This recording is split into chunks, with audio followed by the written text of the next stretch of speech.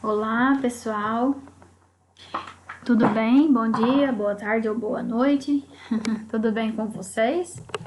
Espero que sejam bem, com saúde.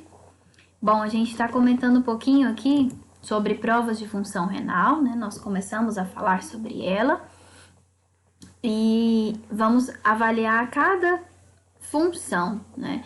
Função glomerular, função tubular, tá grave ou não, né? E quais os indicadores, os melhores indicadores para avaliar cada função dessas, tá? Então a gente vai falar um pouquinho aqui agora da função glomerular.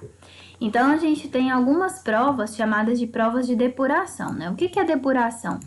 É a quantidade que o rim ele consegue, né, eliminar, né, depurar. Como que ele consegue eliminar esses metabólitos, né? Então, prova de depuração, eu sublinhei aqui para vocês, coloquei aqui que é a medida da velocidade de remoção de uma substância do sangue durante a sua passagem pelos rins. Então, quanto tempo leva para que essa substância, esse metabólito seja removido? Certo? Então, isso é o que a gente chama de depuração. Para acontecer, para fazer essa medida, isso depende muito da concentração plasmática da substância, né?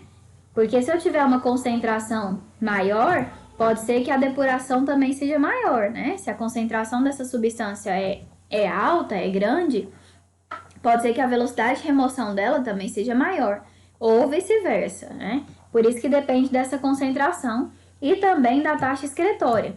Essa taxa excretória envolve o que a gente chama de TFG, ou taxa de filtração glomerular. Eu escrevi aqui para vocês, que é liberada em ml por minuto por 1,73 metros quadrados, né? Por quê? Porque envolve a quantidade de ml, né, que foi gerada por minuto, né? E medindo aqui o que a gente chama de superfície corporal, que a gente vai ver já como que avalia essa superfície corporal, né? Esse método é o melhor, essa prova de depuração é o melhor método disponível para se estimar se existe ou não uma lesão ali, uma lesão glomerular, seja ela de grau leve ou moderado, né? Então, essa prova de depuração ela é muito solicitada, geralmente. E a gente tem que lembrar que para que essa prova seja feita, né, como é a velocidade de remoção, é necessário que o paciente colha uma urina de 24 horas, né? Então, toda a urina, esse paciente vai colher no frasco fornecido pelo laboratório. Vale até lembrar, né, que esse frasco não é o ideal que seja de refrigerante, né, de Coca-Cola, essa coisa toda, por conta da glicose, que às vezes o paciente não enxerga aquilo direito e, enfim, né, mesmo que a gente não avalie isso, a gente quer avaliar a quantidade, volume e tudo mais, não é o mais recomendado. Então, se for uma garrafinha de água mineral, né? Então, e para se estimar essa depuração, a gente usa essa formulazinha. Então, de depuração, que é igual a creatinina urinária vezes o volume, né, urinário, dividido pela creatinina, né, sérica, tá? No sangue. Bom, existe ainda a depuração da ureia, né? A depuração da ureia, a ureia eu coloquei aqui para vocês, que é um composto menos tóxico, né? Então, ela provém de um catabolismo das proteínas, ou seja, por ser um composto, né, tem que acontecer esse tipo de catabolismo para transformar ali num composto um pouco menos tóxico, como, por exemplo, a ureia. Ela é formada no fígado a partir da amônia, que é um composto muito tóxico. Então, por isso que a gente tem que ter esse processo, né? A amônia é muito tóxico para a gente e ela precisa ser transformada em ureia, que é um composto menos tóxico para o organismo. A síntese de quem? De ureia, pode ser afetada pelo conteúdo proteico da dieta, tá? Esse é o grande ponto-chave. Se a gente for comparar entre a depuração da ureia e a depuração da creatinina, o melhor processo, né, digamos assim, é a depuração da creatinina, melhor método, né? Por quê? Porque a ureia, ela é o que a gente fala que ela é muito influenciável com a dieta. Então, conforme a quantidade de proteínas ingerida pelo paciente, pode ser que essa depuração da ureia pode ser o quê? É menor, né?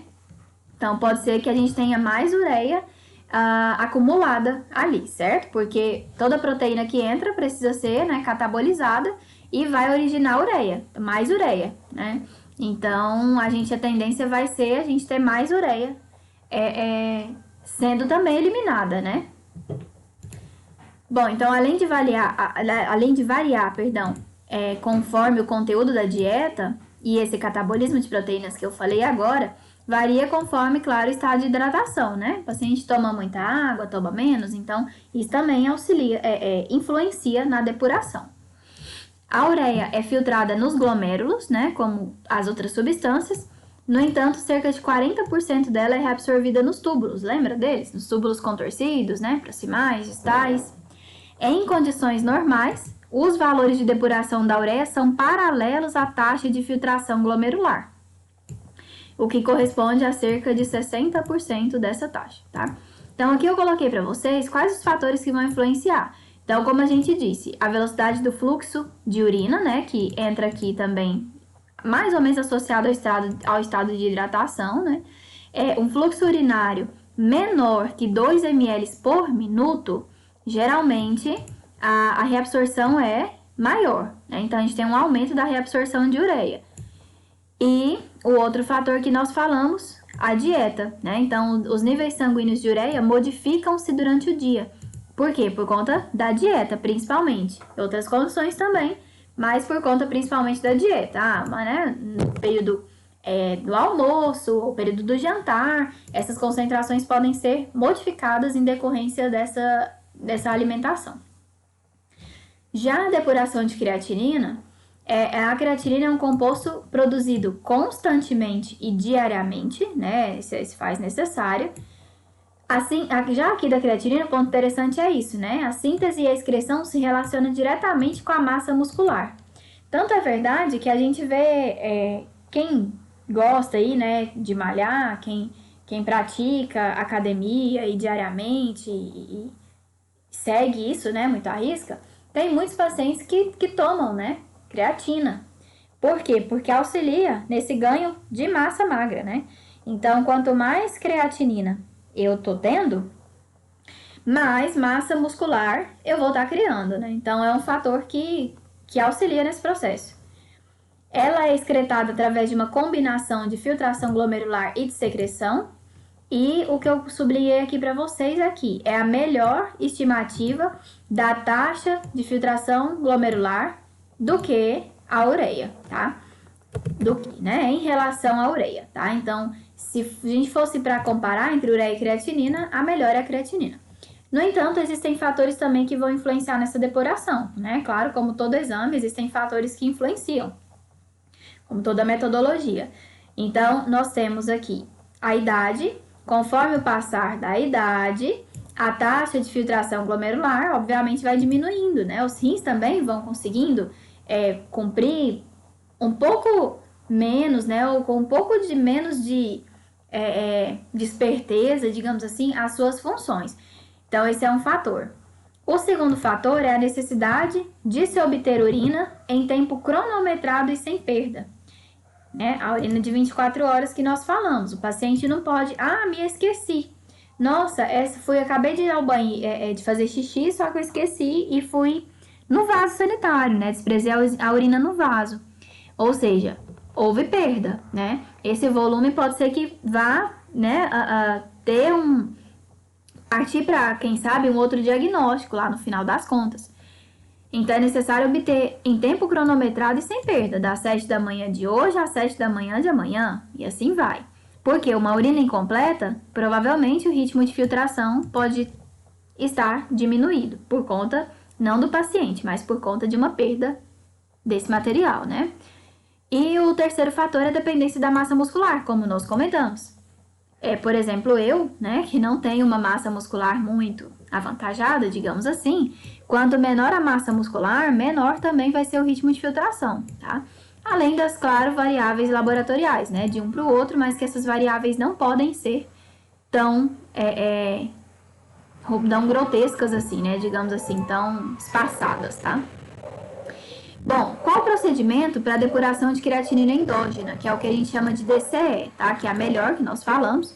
Então, primeiro, o paciente tem que manter-se hidratado, com no mínimo 600 ml de água por dia, tá? Então, tem que ter esse tipo de hidratação, além da ingesta habitual. Então, não é possível também, né, pessoal? Não tomar nem 600 ml de água por dia, aí também, né? Então, pelo menos isso, mas se eu tomo muito mais, mantenha a dieta habitual. Isso para assegurar um fluxo maior que 2 ml por minuto. Lembra que nós falamos lá atrás, né? Evitar a ingestão de chá, café e outras drogas durante o dia do exame. E aí o paciente precisa esvaziar a bexiga completamente e anotar o horário, né? Após esse período, deve recolher a urina por um período determinado. É 4, é 12 a 24 horas. Geralmente é 24 horas, né? Guardando essa urina no refrigerador durante a coleta, tá? Então, sempre, né? Porque senão também a urina vai ficar com um odor, imagina, turma. Guardando uma urina, né? Acabei de ter uma micção, né? 7 da manhã, 9 da manhã, 1 da tarde, e a cada micção eu, estou fazendo ali naquele frasco, mas não armazeno, gente. Quando a gente abre o frasco, quase que ninguém aguenta. Acaba fedendo mais até que fezes, né? Então, sempre guardá-la no refrigerador, e até também para ir mantendo, né? E conservando, tá? E aí, quando essa urina chega pra gente, o que nós vamos ter que fazer é o quê? Medir o volume dela e anotar, né? Tanto o volume como o período de tempo. Então, foi 24 horas? Sim, foi. Foi 12? Foi, né? E assim vai. Qual foi o volume? 2.000 ml? 2.500 ml? E assim vai. Né? Então, a gente precisa anotar isso. A partir do momento que foi anotado, é recomendado também determinar a concentração da creatinina no plasma e na urina, né? Então, entra aí a bioquímica determinando a concentração de creatinina plasmática e também urinária. Então, por isso que a gente tem que lembrar sempre que o paciente ele tem que colher essa urina sem perdas, né? Para que esses valores aqui não se alterem. Não a da plasmática, claro, né? Porque a plasmática vai ser no sangue, mas a urinária. E aqui o cálculo para a DCE. Então, a gente tem, eu coloquei a legenda aqui para vocês, né? U, que é a creatinina na urina, V, que é o volume, tá? Aqui em minuto, né? Vezes 1,73, que é uma constante, ou área de superfície corporal, dividido pelo S, que é a creatinina sérica, vezes o A, que é a área. E aí a gente tem uma tabelinha que é o chamado nomograma. Vocês podem ver aqui que a gente tem nessa tabelinha relacionando aqui a altura em centímetros e o peso em quilogramas. Então, por exemplo, eu tenho... hoje eu vou arredondar aqui para facilitar. O metro não chego a isso, né? 1,53 m por volta disso. Mas 1,55 m. E eu tenho um peso, né? Ultimamente estou pesando mais ou menos uns 46, 47 quilos. Então, 45 aqui para facilitar. Então, a gente traça aqui, claro, não tem jeito, mas a gente traça uma reta unindo o peso e a altura. Então, em 55 eu vou unir aqui, ó, com o 45, né? E eu vou cair no valor aqui no meio. Eu devo cair mais ou menos aqui no 1,4, né? Para traçar uma reta bem retinha. Então, essa vai ser a minha superfície corporal, 1,4, né? Então, quando a gente colocou esse A aqui, a área de superfície corporal vai depender do peso e da altura dele. No caso, a minha é 1,4. Entendido? Então, isso é bem importante perguntar para o paciente, né? Medir o paciente, pesar o paciente ali, se ele, não sei o peso e tal. Então, pesá-lo para que esse cálculo saia, de fato, da maneira correta, né? Porque se a altura ou o peso estiverem errados, às vezes pode alterar um pouquinho aqui nesse resultado. E aqui a gente tem os valores de referência, tá? Do DCE. Então, vou pegar aqui né? Eu tenho entre 20 e 30 anos, né? Tô com 29, então eu tô nessa faixa. Então, o valor correto para mim vai variar entre 81 e 134 ml por minuto por 1,73 metros quadrados. E assim vai indo. O que a gente percebe? Aquilo que eu falei lá atrás para vocês, não sei se recordam. Conforme o passar dos anos da idade, a tendência vai ser o quê? Sofrer uma diminuição na taxa de filtração glomerular, lembra? Então, claro, né, o DCE vai ser o quê? Menor, tá? Conforme o passar dos anos. Se a gente for comparar, né, um paciente com 20 a 30 anos, é bem diferente do DCE de um paciente de 70 a 80. Esse é o padrão normal, padrão considerado natural aqui para isso, tá?